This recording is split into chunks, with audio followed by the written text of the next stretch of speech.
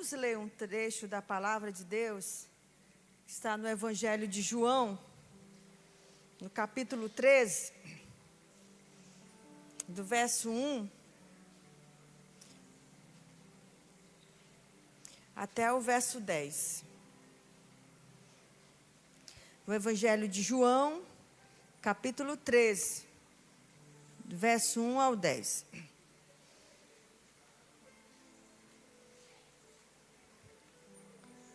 Amém?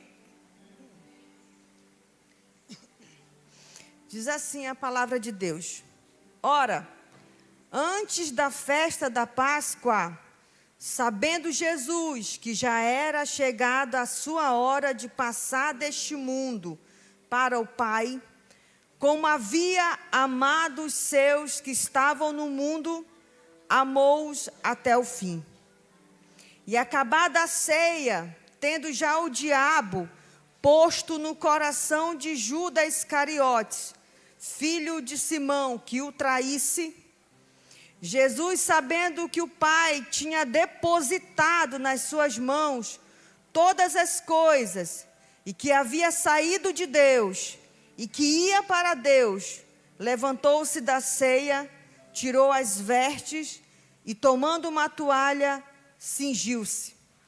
Depois, pôs água numa bacia e começou a lavar os pés aos discípulos e a enxugar-lhes com a toalha com que estava cingido.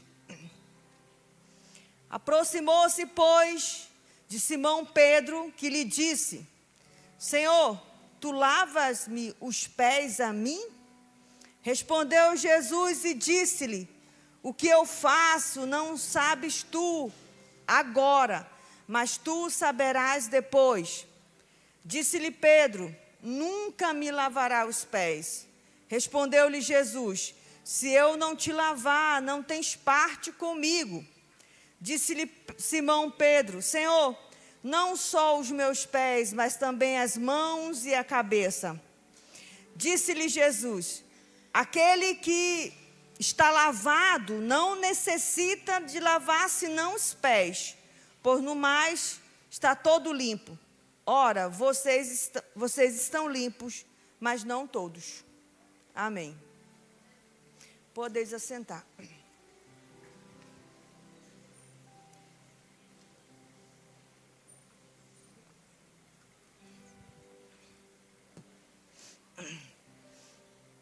Queridos, eu estou aqui, substituindo o meu esposo, que ele fez uma cirurgia na boca e não pôde vir.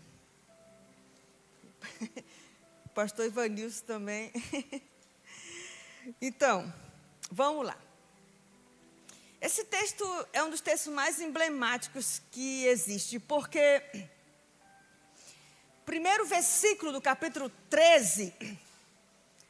ele diz que Jesus, reconhecendo que ia chegar a sua hora de partir desse mundo para o Pai, e ele sabendo que alguém entre os seus iria traí-lo, a Bíblia diz que ele amou-os até o fim. Ele sabia que aquelas pessoas que ele estava servindo, aquelas pessoas que ele preparou uma ceia, uma refeição, aquelas pessoas que ele amou, que ele curou, aquelas pessoas que ele abraçou, aquelas pessoas que ele libertou, aquelas pessoas que ele transformou, aquelas pessoas que ele tocou, todas aquelas pessoas que tiveram contato com Jesus durante todo o seu ministério na terra. Entre aquelas pessoas tinha uma que iria o trair. E aquelas pessoas que ele mais amava, aquelas pessoas iam levá-lo até a cruz. Aquelas pessoas iam levá-lo ao sofrimento. Aquelas pessoas iam jogar ele num poço de sofrimento, de angústia, de agrura, de tortura. Mas a Bíblia diz que ele os amou até o fim. Nós sempre pregamos e nós sempre dizemos uns aos outros: irmão, por favor, persevere a sua fé até o fim. Irmão, por favor, tenha esperança até o fim. Irmão, por favor, não desanime. Preserve a sua fé até o fim. Nós sempre queremos estender a esperança, queremos estender o amor, queremos estender o ânimo, a fé. Mas será que nós queremos estender a compaixão? Será que nós queremos estender o perdão como Deus fez aqui? Queremos estender aquelas pessoas, o amor, aquelas pessoas que nos fazem mal, aquelas pessoas que nós servimos, aquelas pessoas que nós preparamos o banquete, aquelas pessoas que nós saramos, que nós curamos suas feridas, aquelas pessoas que nós chegamos e abraçamos, colocamos ela nos nossos braços, e elas nos traem, e elas nos ferem, e elas falam contra nós, e elas nos caluniam, e elas nos difamam. Para essas que o Senhor está falando assim, amem até o fim, porque a vida cristã de verdade, a vida cristã verdadeira é amar o seu inimigo, amar aquele que te calunia, amar aquele que te fere, amar aquele que te difama, amar aquele que não te faz bem. É esse que nós temos que amar até o fim. A nossa carreira cristã é uma história de amar os nossos irmãos até o fim. Não é uma história, não é uma história de panelinhas, não é uma história do amigo mais próximo, não é uma história essa daquele que nos dá presente, não é uma história essa daqueles que nos querem bem. A história do cristianismo é uma história de amar aqueles que nos fazem mal também. A história do cristianismo é amar, acolher aquele que nos fazem mal. É não desistir daquele irmão rebelde, caluniador, difamador, traidor. É não desistir daquele que apontou o dedo para ti. É não desistir daquele que te criticou o ano todinho. A história do cristianismo é amar até o fim, queridos.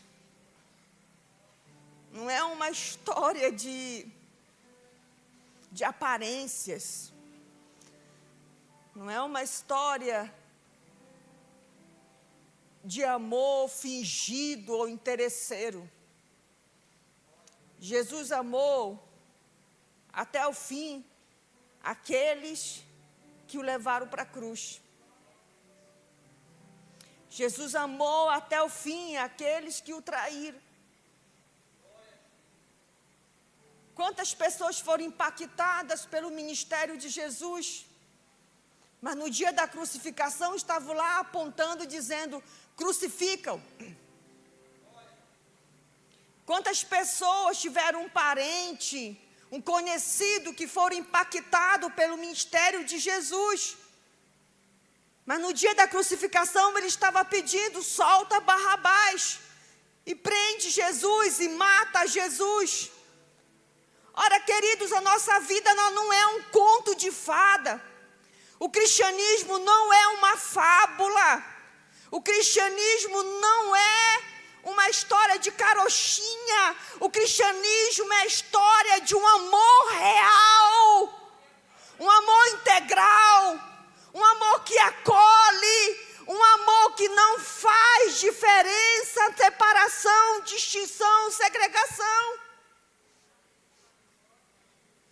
É um amor que abraça a todos. E nesse texto Jesus diz, ele os amou até o fim. Não tem carreira cristã sem chegar e amar até o fim. Nós construímos uma carreira baseada no amor de Cristo. Nós construímos uma carreira baseada na sua palavra, nos seus atos. Nós não podemos construir uma carreira cristã sem que olhar para Cristo e ver todo o seu comportamento com relação às outras pessoas. Por isso que ele disse que nós temos que amar o próximo como a nós mesmos. Mas não só aquele próximo que nos presenteia, que nos elogia. Não só o próximo, aquele que nos quer bem, que nos ama. Mas o próximo que também que nos calunia. O próximo que nos fere. O próximo que nos faz mal. É difícil? É difícil, mas é isso que Deus manda. Não existe excepcionalidade nenhuma em amar a pessoa que já te ama. Jesus disse. Não existe benefício, não existe glória nenhuma em amar aquele que já te ama, que gosta de ti. A glória do Evangelho está em você amar aquele que não te ama. A glória do Evangelho está em amar aquele que te calunia. A glória do Evangelho está em amar aquele que te faz mal. Essa é a glória do Evangelho. E no segundo versículo, capítulo 13, diz assim: acabada a ceia, tendo já o diabo posto no coração de Judas Iscariote, o filho de Simão, que o traísse, Jesus, sabendo que o Pai tinha depositado nas suas mãos todas as coisas, e que havia saído de Deus, e que ia para Deus, levantou-se da ceia, tirou as vestes, e tomando uma toalha, cingiu-se. Depois de servir todos os seus discípulos, e ele sabendo que chegando a hora, e ele sabia que Deus tinha depositado na mão dele todas as coisas. E ele sabia que ele havia saído de Deus. Olha que consciência de fé admirável. Olha que consciência do Evangelho admirável. Ele sabendo que o Pai tinha depositado nas suas mãos todas as coisas. Não importa o que o Judas fez, não importa o que o povo de Jerusalém fez, o mais importante é que ele tinha algo na sua mão para executar. E esse algo que tinha na sua mão era algo que Deus depositou, que Deus colocou na sua mão. Ele sabendo que Deus tinha depositado nas suas mãos um propósito, uma missão, algo para ele realizar. Por isso ele ignorou totalmente o desamor, a traição humana, em prol do seu propósito maior, em prol de colocar em prática aquilo que Deus colocou em suas mãos. E a Bíblia diz que ele sabia disso, sabia que tinha algo depositado em suas mãos. E esse algo depositado em suas mãos era o que ele deveria executar. Era o que ele deveria fazer. Quantos de nós deixamos de executar aquilo que Deus mandou a gente executar? Porque tem um caluniador te rondando. Porque tem um traidor do teu lado. Porque tem um difamador. Porque tem alguém que te prejudica e fala mal de ti, te rondando, falando mal da tua família, te difamando. Quantos de nós já deixamos de executar a vontade de Deus, porque nos sentimos magoados, traídos com alguém? Sentimos angústia por causa da indiferença de alguém, por causa da palavra de alguém. Porque alguém fez alguma coisa para nós, para nossa família, e por causa disso deixou de executar os planos de Deus que Ele tinha na sua vida e na vida da sua família. Deixou de executar o belíssimo plano que Deus tinha para a tua carreira espiritual. Porque olhou mais para os traidores, porque olhou mais para os caluniadores, porque olhou mais para aqueles que ferem do que para Cristo, do que para a sua obra, do que para o seu reino. Deus diz assim, Jesus fala, sabendo, ele sabia que o que estava na mão dele era maior que tudo, era maior que as suas tristezas, era maior que as suas angústias, era maior do que os seus medos, os seus traumas, era maior do que aquilo que as pessoas fazem por eles. O que tem nas nossas mãos é maior do que qualquer coisa, queridos. Eu queria e eu quero que o Espírito Santo de Deus está aqui, você sabia? O Espírito Santo de Deus está aqui. E eu quero pedir a Ele agora que Ele te convença do tamanho da obra que Deus colocou em tuas mãos.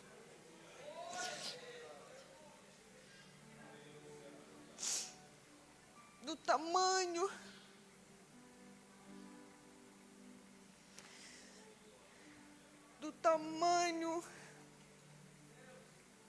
aleluia.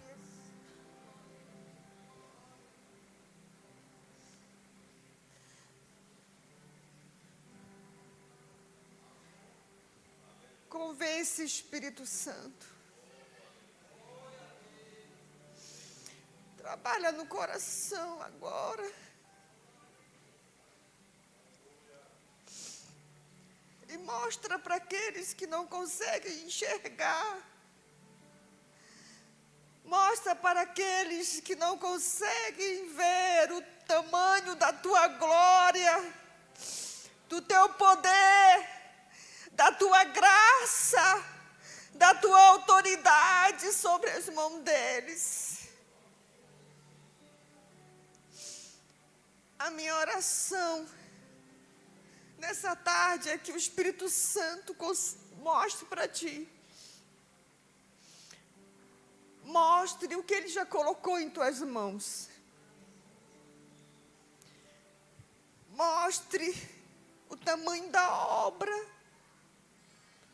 que o Senhor colocou em tuas mãos.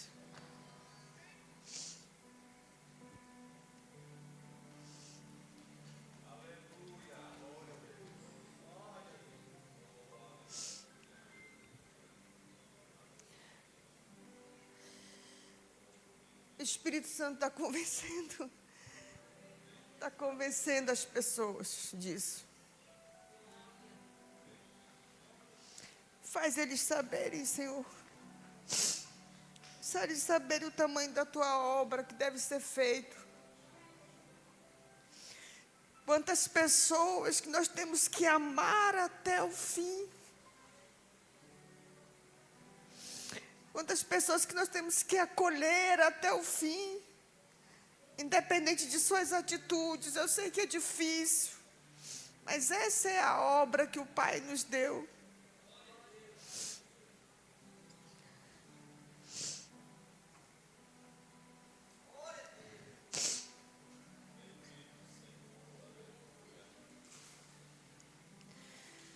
Deus tem uma obra muito grande para nós. E nós temos que executá-la. E tem pessoas aqui que Deus já falou que a obra é grande nas suas mãos. Mas você deixa outras pessoas impedirem a execução da obra. Essa é a mensagem. No versículo 4 diz que ele levantou da ceia, tirou as vestes e tomando uma toalha, cingiu-se. 5. Depois pôs uma água numa bacia e começou a lavar os pés e a enxugá-los com a toalha. Desculpa, irmão. Com que estava cingido.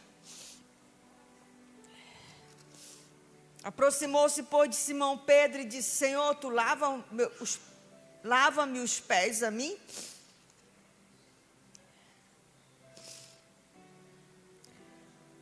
Jesus se levantou e colocou água numa bacia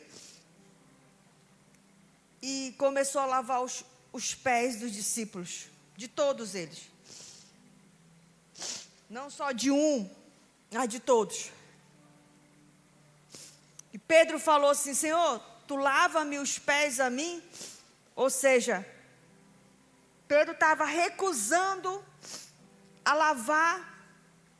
Pedro estava se recusando a deixar Jesus lavar os seus pés.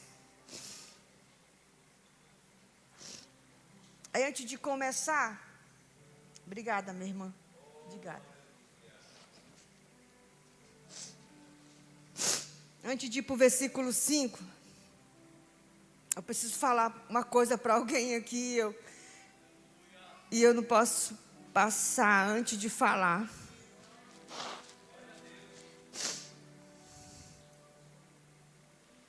Obrigada, pastor. Muito obrigada. Eu sou chorona mesmo, gente. Toda vez que eu vou ler a palavra, eu choro lá em casa, choro aqui, choro em todo lugar. Quando eu estou lendo, eu choro. Não sei, meu Deus do céu. Pensa numa pessoa chorona, viu? Eu quero dizer para uma pessoa que está aqui, que essa palavra é especialmente para ela. Mãe de Nete, é para você. Deus tem uma obra ainda muito grande na sua vida, irmã de Nete. Deus colocou uma coisa muito grande nas suas mãos. Muito grande. Você já sabe disso, né? Mas teve coisas que impediram a senhora de caminhar.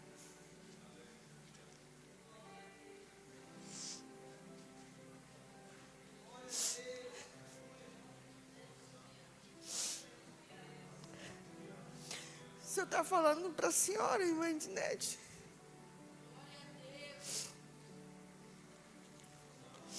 A senhora não deixar mais que as pessoas impeçam o que Deus tem na sua vida.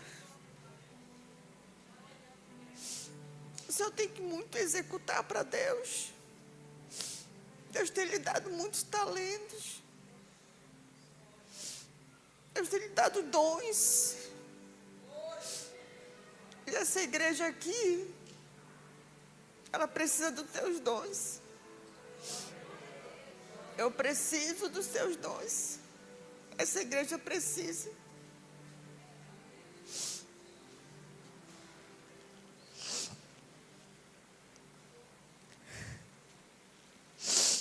Desculpa, gente. Eu sou chorona mesmo, né? Mas Jesus é tão bom. É maravilhoso. E aí, ele colocou uma bacia para lavar os pés dos discípulos. E Simão chegou e disse: não, você não vai lavar meu pé.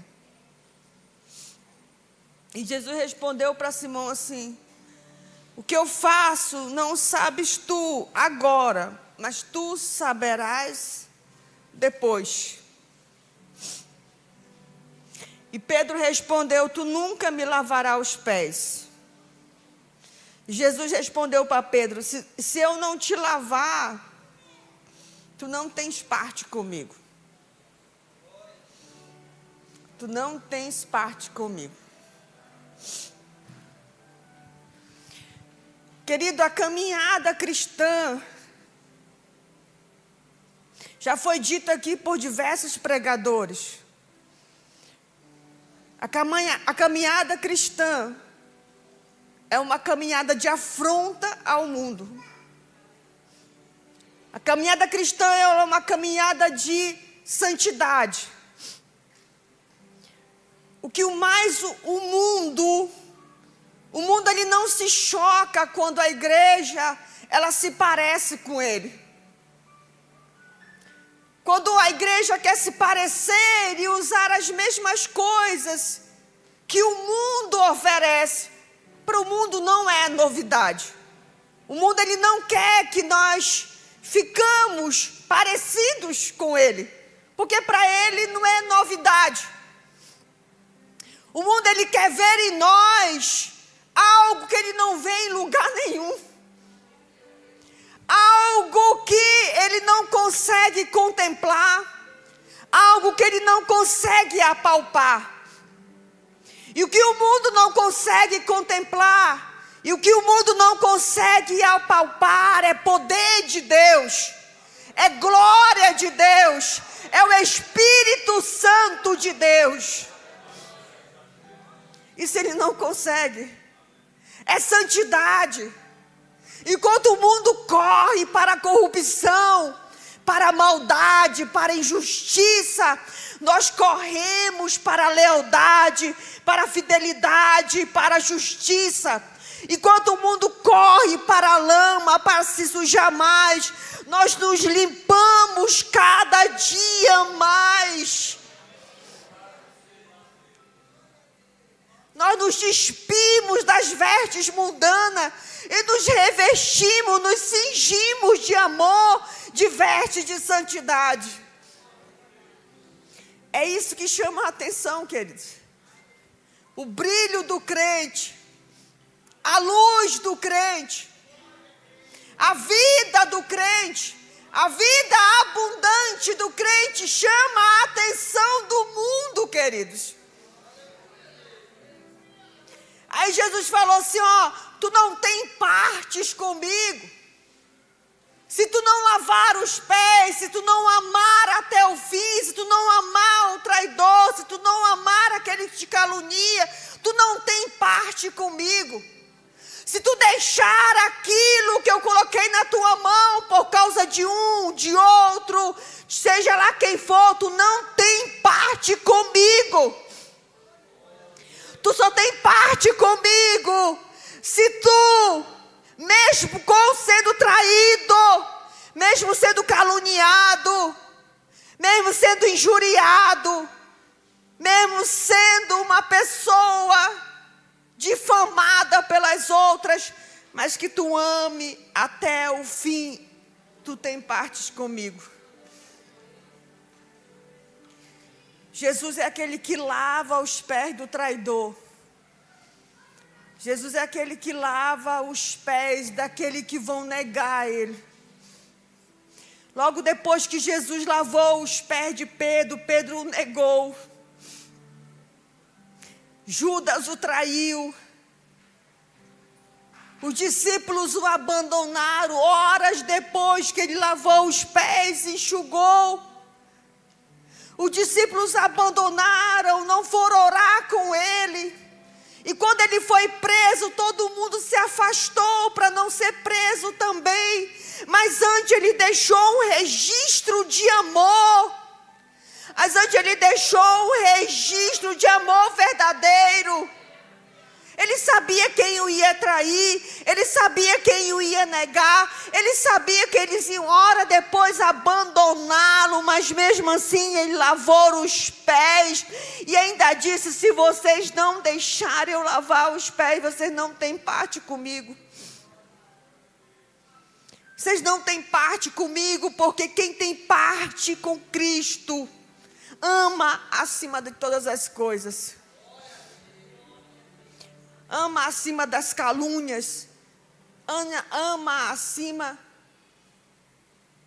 de todas as coisas mais que as pessoas fazem. Isso aqui é um antídoto contra a maldade humana. Isso aqui é um antídoto, esse capítulo é um antídoto contra a maldade humana. Se nós olhássemos para a palavra de Deus e víssemos verdadeiramente esse texto, o sentido espiritual, a gente saberia como lidar com a maldade humana. Saberia lidar como os homens. A Bíblia diz lá em 2 Timóteo, capítulo 3, a partir do verso 1, como os homens, eles seriam nos últimos dias caluniadores, difamadores, traidores, sem afeição natural. O apóstolo faz uma lista de 11 características das pessoas nos últimos dias. E a essas pessoas o Senhor está dizendo assim: ame-os até o fim. Ame-os até o fim. Essa é a mensagem que Cristo falou. Mesmo com todas essas características. E para concluir, queridos, Pedro falou assim: tu nunca me lavarás os pés, Senhor. Jesus respondeu: se eu não te lavar, tu não tens parte comigo. Simão Pedro respondeu: Senhor, não só os pés, mas também as mãos e a cabeça. Aí Jesus disse: aquele que está lavado não necessita de lavar senão os pés, pois no mais todo está limpo. Ora, vós estáis limpos, mas não todos. Pedro, quando viu que Jesus estava falando: não, você não tem parte comigo se não deixar eu te lavar os teus pés. Ele disse: Senhor, então lava a minha cabeça, lava minhas mãos, né? Lava todo o meu corpo. Aí ele falou assim: não, Pedro, você não precisa lavar todo o corpo, não precisa lavar toda a cabeça, porque já está limpo. Só precisa lavar os pés. Porque vocês já estão limpos, mas nem todos, ele disse. Isso também mostra um sentido espiritual muito grande. Que às vezes nós, por exemplo, queremos mostrar santidade para além daquilo que não está no nosso coração. A santidade, queridos, ela é para ser vivida, ela não é para ser mostrada. A santidade, assim como a palavra de Deus, ela não é para ser propagada, colocada em outdoor, ser pregada. Você é mais limpo, mais puro, mais santo, mais justo, mais honesto que todo mundo. A santidade ela é para ser vivida, praticada nas pequenas coisas diárias da sua vida. Não é você que estabelece que é santo, é a palavra de Deus que te santifica. A palavra de Deus, e Deus que justifica, não é uma ação humana. E Pedro falou assim: não, Senhor, pode lavar tudo. Ele disse: não, Pedro, não é assim não. Não é a cabeça, não é as mãos. Precisa só lavar os pés. Tu não precisa, Pedro. Pedro errou novamente aqui nesse texto, achando que ele precisaria mostrar para todos que estavam lá ouvir: não, Senhor, eu quero que tu me lave todo. Santidade não é para ser mostrada. Santidade é para ser vivida. Não é só para ser pregada, mas é para ser aplicada nas nossas vidas.